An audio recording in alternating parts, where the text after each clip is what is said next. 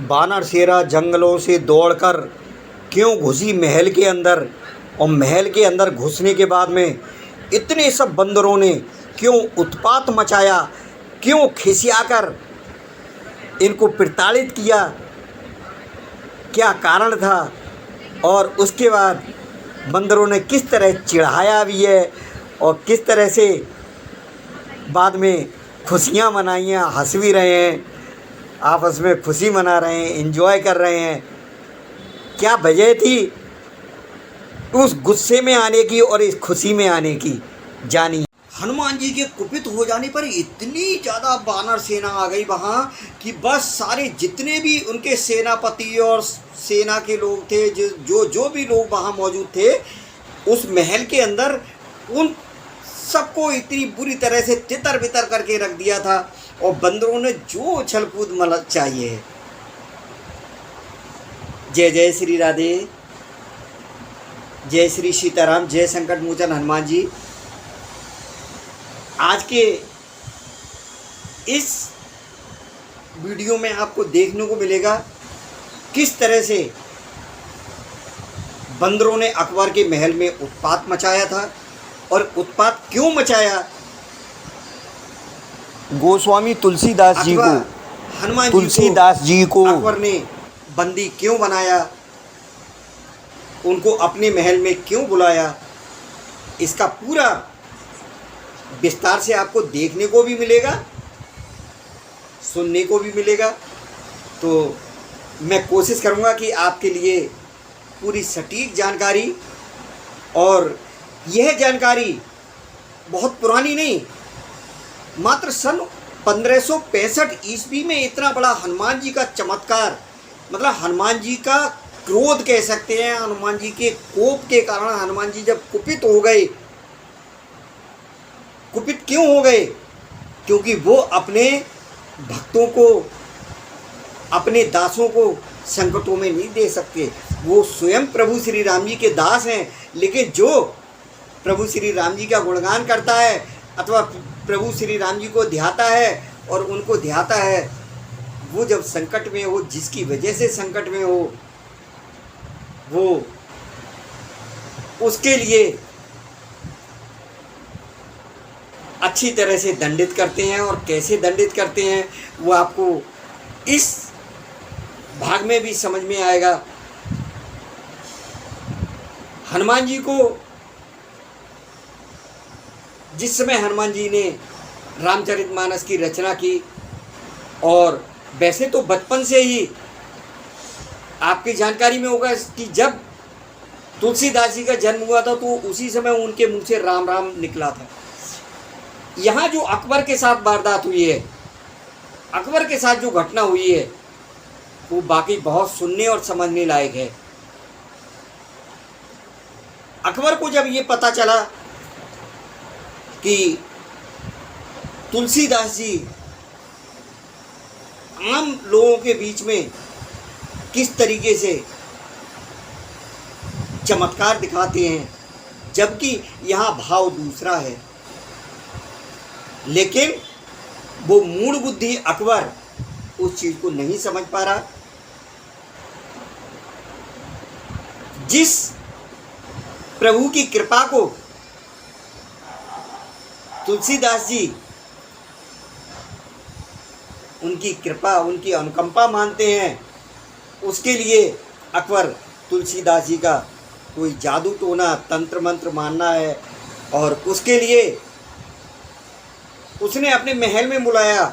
और सबसे बड़ा चकित अकबर तब रह गया था जब उसके कानों में ये सुनने को आया कि तुलसीदास जी ने किसी मृत व्यक्ति को जीवित किया था, और उस मृत व्यक्ति की क्या कहानी थी, ये मैं वीडियो के लास्ट में बताऊंगा कि वो मृत व्यक्ति किस तरीके से जीवित हुआ था।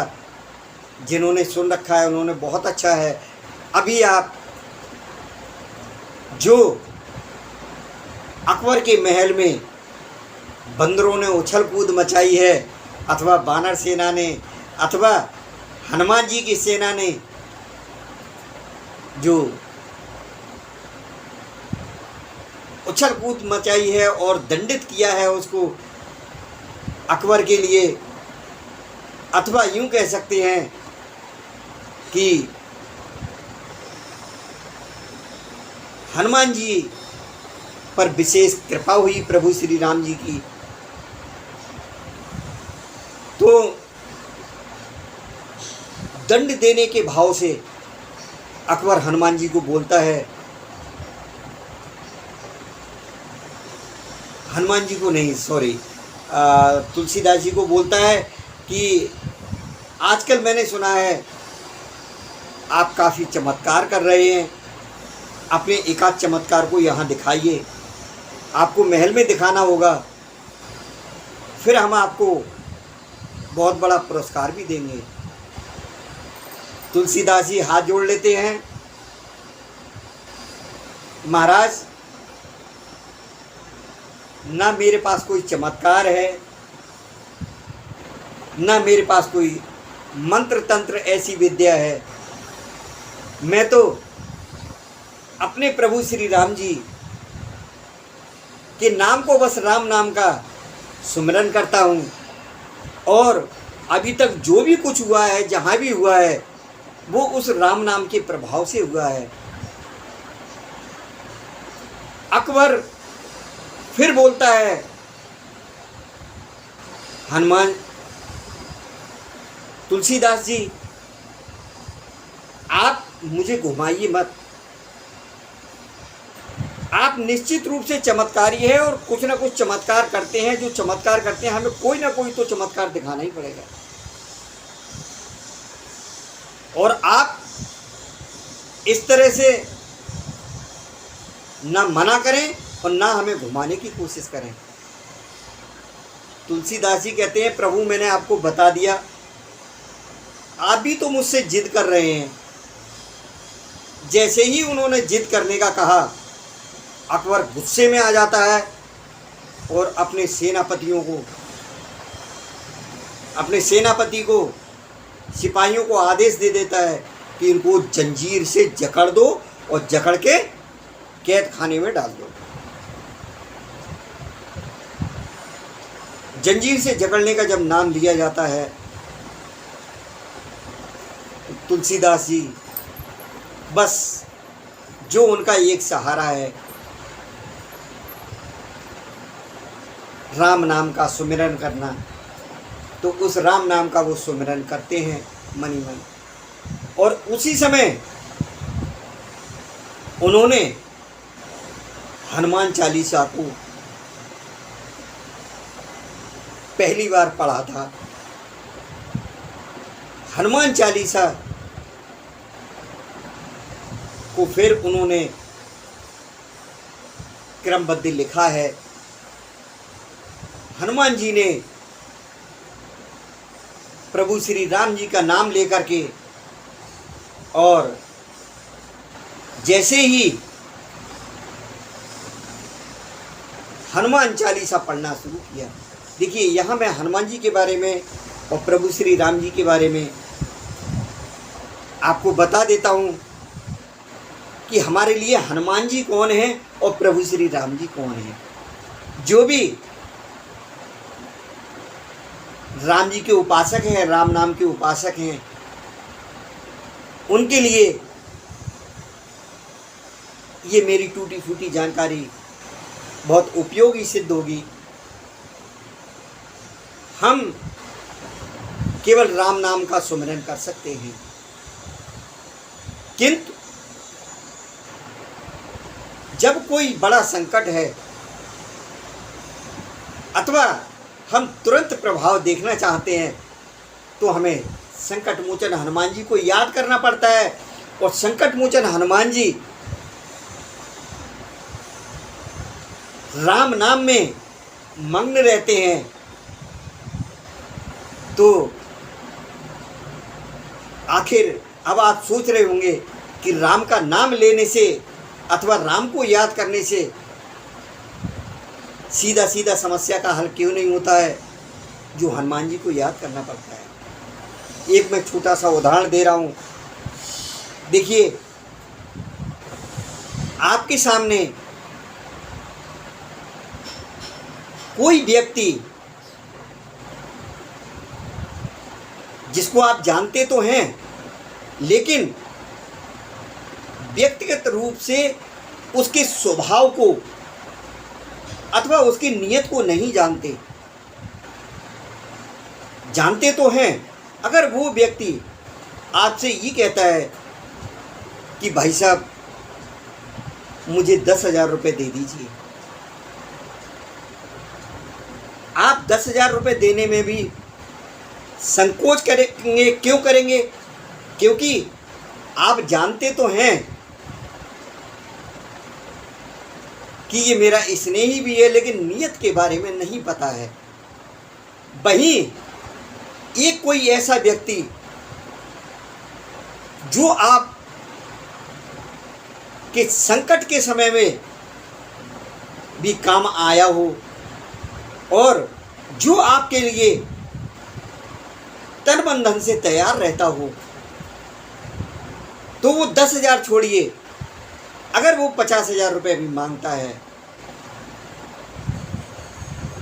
बेशक चाहे उस व्यक्ति के लिए मांग रहा है जिसने 10,000 रुपये की चर्चा की, आप बिल्कुल झिझक नहीं करेंगे और 50,000 रुपये उस व्यक्ति के हाथ में दे देंगे, क्योंकि आपको पता है कि ये पैसा मेरे हाथ से नहीं इसके द्वारा जा रहा है, तो इसने बहुत अच्छे से परख रखा होगा। इसी तरह से हनुमान जी पर अगर आप अपार निष्ठा रखते हैं, अपार विश्वास रखते हैं, बहुत भरोसा रखते हैं, तो हनुमान जी बहुत जल्द प्रसन्न हो जाते हैं और स्वयं अथवा अपने प्रभु से तुरंत ऐसी कृपा कर जाते हैं कि दुनिया अथवा समाज देखता रह जाता है, आप शिखर पर पहुंच जाते हैं। तो यहाँ बीच में मैंने ये छोटा सा उदाहरण दिया है। अब अकबर के लिए तुलसीदास जी ने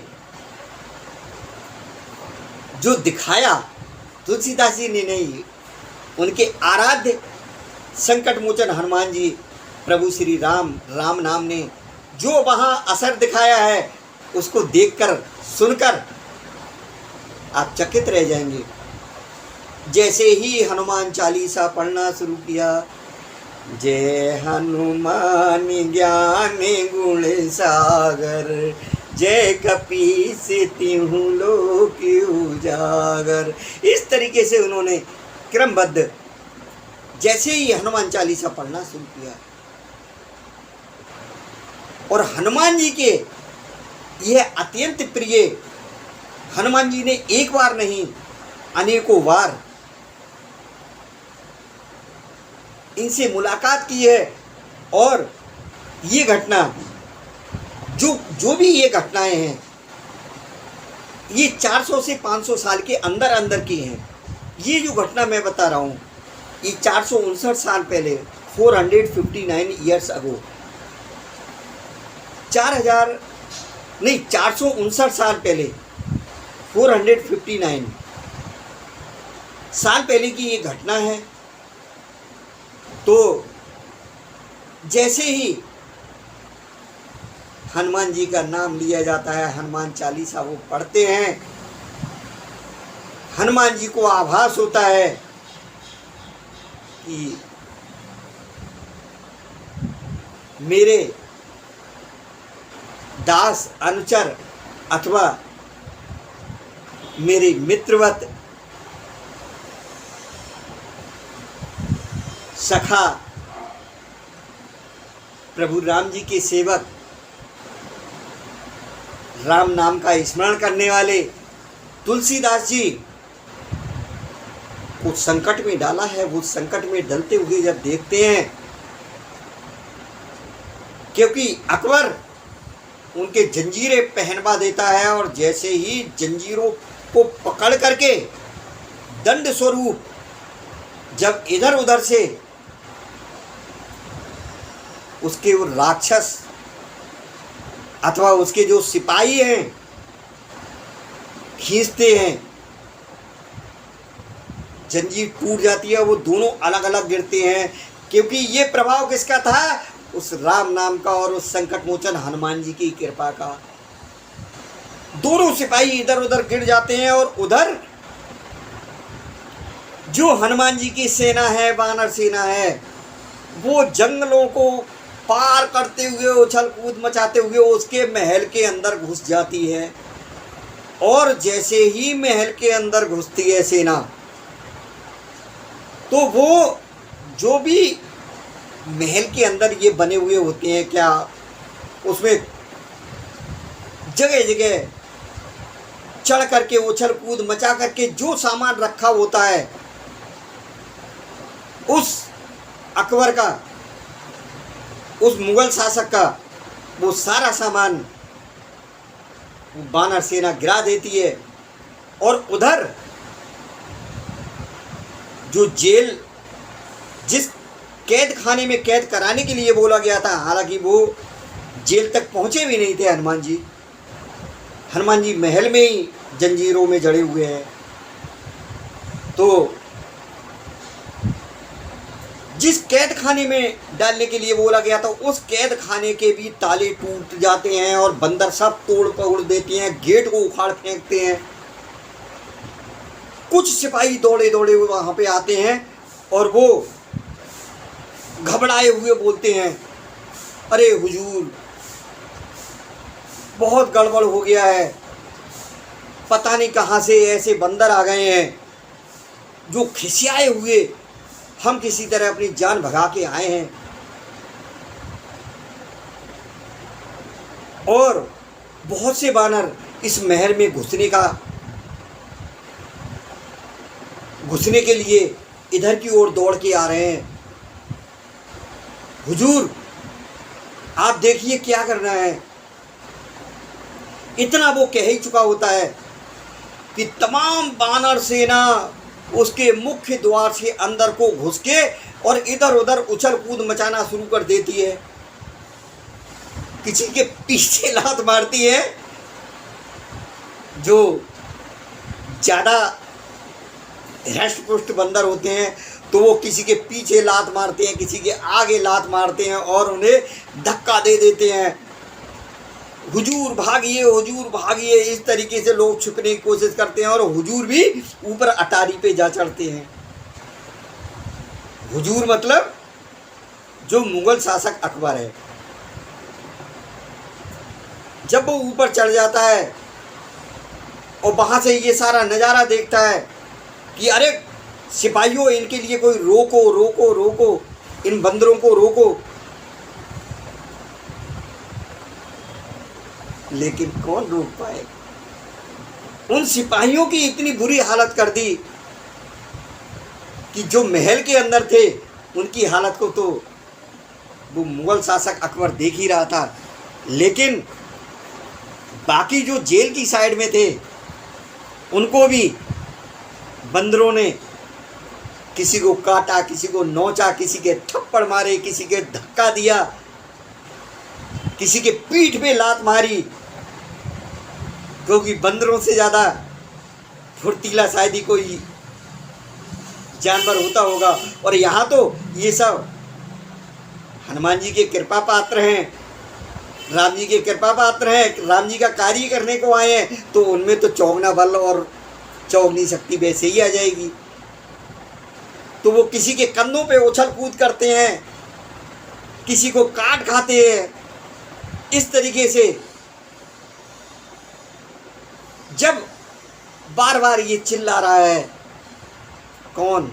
मुगल शासक अकबर, कि अरे सिपाहियों, इन बंदरों को बाहर करो। तो इतने में एक तख्त के नीचे या मेज के नीचे छुपा हुआ जो उनका एक सिपाही होता है, सेनापति होता है, वो सेनापति नीचे से आवाज़ देता है। सबसे पहले तो वो मनी मन इन तुलसीदास जी का स्मरण कर लेता है, उनके चरणों में सिर झुका लेता है और हनुमान जी अथवा राम जी का, राम नाम का वो भी मन में ध्यान करता है जो सेनापति है। फिर आवाज़ दे करके बोलता है कि हुजूर, यह व्यक्ति जो तुलसीदास जी आपके सामने खड़े हैं, ये जिस राम नाम का ये नाम ले रहे हैं और जिस पाठ को ये पढ़ रहे हैं वो हनुमान जी का पाठ है, तो ये सब कुछ जो कुछ हो रहा है ये उन्हीं के द्वारा हो रहा है।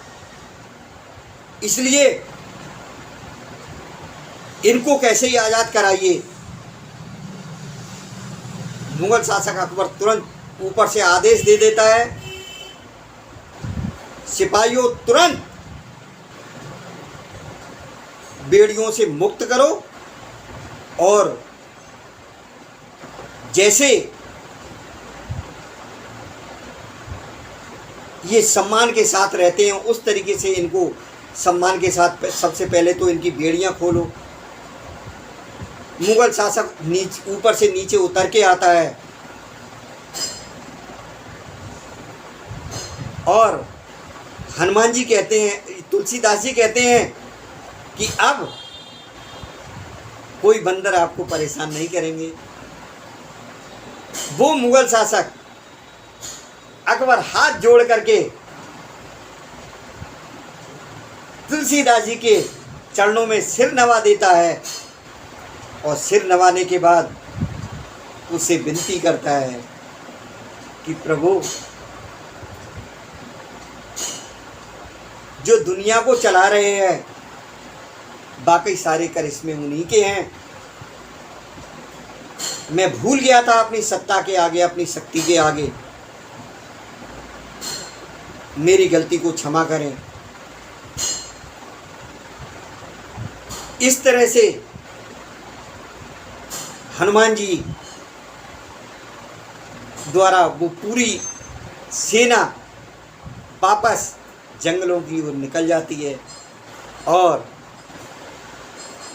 राम नाम की जय जयकार हो जाती है।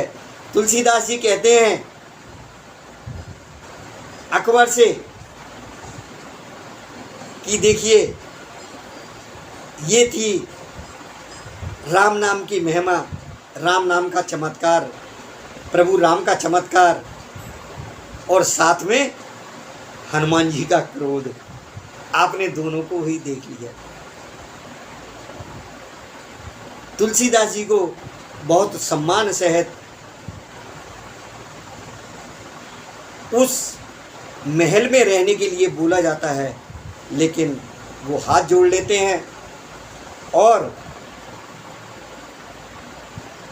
उसके बाद उनको सम्मान सहित वहाँ से विदा किया जाता है। अब एक कहानी जो मैंने बीच में आपको बोला था कि मैं लास्ट में ज़रूर बताऊंगा कि मृत व्यक्ति अथवा मुर्दे को किस तरीके से जीवित किया गया था।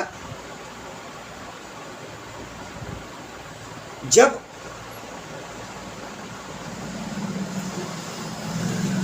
एक व्यक्ति कोई समाज का जिसकी मृत्यु हो जाती है, तुलसीदास जी अपने जो भी उनका स्थल है वहाँ बैठे हुए होते हैं, पूजा कर रहे होते हैं। लोग वहाँ से उस मृत व्यक्ति को लेकर के शमशान की ओर जाते हैं। साथ में कुछ महिलाएं भी होती हैं, क्योंकि जो उसकी स्त्री थी वो अपने आप को पति के साथ सती होने जा रही थी। सती होने का अभिप्राय जिनको नहीं पता है, क्योंकि बच्चों के लिए नहीं पता होगा शायद, वो अपने बड़ों से समझ सकते हैं। तो सती होने के लिए जा रही थी और जो लोग उस व्यक्ति की अर्थी को लेकर के जा रहे थे, उस मृत शरीर को लेकर के जा रहे थे, चारों कंधे पर वो बॉडी रखी हुई थी, आपस में चर्चा करते हैं कि ये देखिए यही तुलसीदास जी हैं जिनके कई करिश्मे हुए हैं। कुछ लोग कहते हैं होते होंगे करिश्मे। पीछे पीछे उस मृत व्यक्ति की जो स्त्री है, महिला है, उसकी वाइफ है, वो चल रही है और वो मन में सोच रही है कि मैं सती तो हो ही जाऊंगी, लेकिन सती होने से पहले इन संत का कुछ मैं आशीर्वाद ले लूँ, तो हो सकता है मुझे और मेरे पति को दोनों को ही मोक्ष की प्राप्ति हो जाए। तो इस भाव से वो तुलसीदास जी को नमन करती है। तुलसीदास जी पूजा कर रहे होते हैं, उनको कुछ जागृति होती है और वो तुरंत आँख खोल करके देखते हैं। तो उस समय तक उसने अपना सिंदूर और बिंदी वगैरह कुछ नहीं हटाई थी, क्योंकि वो अपने पति के साथ सती जब होने जा रही थी तो वो विधवा में तो एक भी दिन नहीं बिताएगी, वो तो साथ में सती हो ही जाएगी। तो उसके मांग में सिंदूर देख करके तुलसीदास जी उसको सौभाग्यवती होने का, सुहागवती होने का आशीर्वाद दे देते हैं। जब सदा सुहागिन रहो ये बोल दिया, महिला चौंक जाती है। वो बोलती है, प्रभु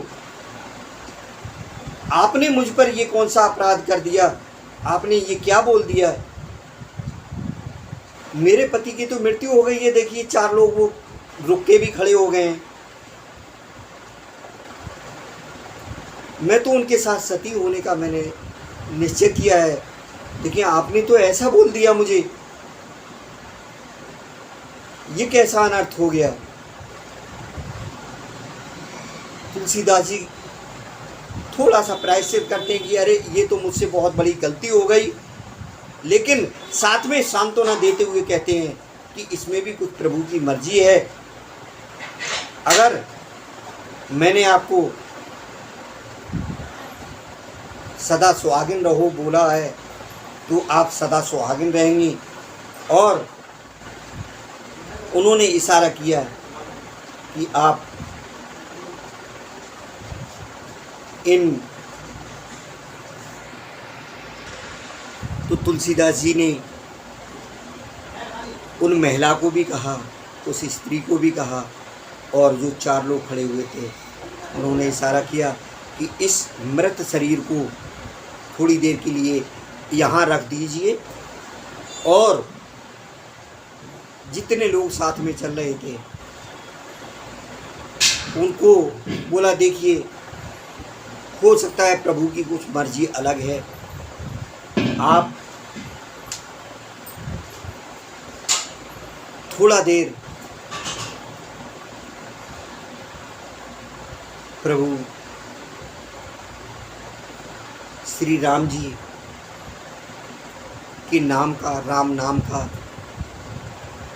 सुमरन कीजिए और राम नाम को दिल में बसा लीजिए हमेशा के लिए। उसके बाद राम नाम का सुमरन कीजिए। प्रभु श्री राम अवश्य कृपा करेंगे, संकट मोचन, इस संकट से निजात दिलाएंगे। तुलसीदास जी ने थोड़ा आंख बंद की और अपने ध्यान में मग्न हो गए। राम जी से विनती की कि हे प्रभु, जाने अनजाने में अथवा मैं जब भरोसा पूरा आप पर रखता हूँ तो लगता है मेरे मुंह से आपने जो भी निकलवा दिया है इसको सुहागन बना दीजिए। विनती करने लगे। बाकी सभी लोगों ने उस राम नाम को दिल में बसाया और राम नाम का सुमिरन करने लगे। उस राम नाम के प्रभाव से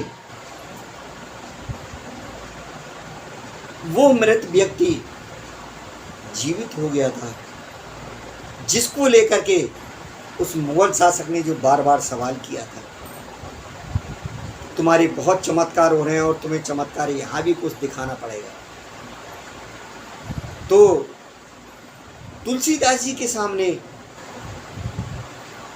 ये राम नाम का बहुत बड़ा चमत्कार था। और ये घटनाएं बहुत पुरानी नहीं है, 400 साढ़े 400 साल पहले की घटनाएं हैं ये। मतलब इसी कलयुग में, इस कलयुग में पता नहीं कितनी बार तुलसीदास जी को हनुमान जी के दर्शन हुए थे। आज भी उनके साक्ष्य हैं, प्रमाण मौजूद हैं। कुछ जिद्दी टाइप के जो बौद्ध के अनुयायी हैं, मैं कुछ ही लोगों के लिए कह रहा हूँ, वो तुलसीदास जी की अवहेलना करते हैं। उन मूर्खों को नहीं पता कि तुलसीदास जी भी एक तरह से वाल्मीकि जी के अवतार थे, जिन वाल्मीकि जी ने अपने जीवन में राम जी को अवतार लिया भी नहीं, उससे पहले ही रामायण लिखना शुरू कर दी थी। अथवा जन्म तो ले लिया था राम जी ने, अवतार तो हो गया था, लेकिन जो लीलाएं उन्होंने नहीं की, उन लीलाओं का वर्णन अपनी रामायण में करना उन्होंने शुरू कर दिया था। ऐसी थी वाल्मीकि की रामायण, ऐसी है राम नाम की महिमा।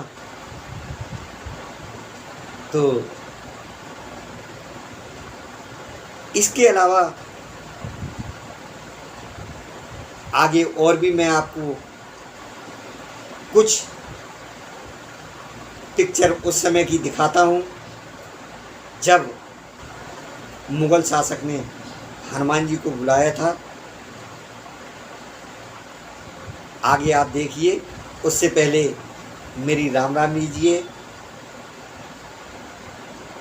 जय श्री सीताराम, जय संकट मोचन हनुमान जी, और जय संत तुलसीदास जी महाराज की, गोस्वामी तुलसीदास जी महाराज की जय। हनुमान जी के आदेश द्वारा बुरी तरह से खिसियाकर और दौड़ लगाते हुए बंदर ये जब उसके महल में घुस जाते हैं तो किस तरह से अकबर के महल को तहस नहस करके रख देते हैं। और उसके बाद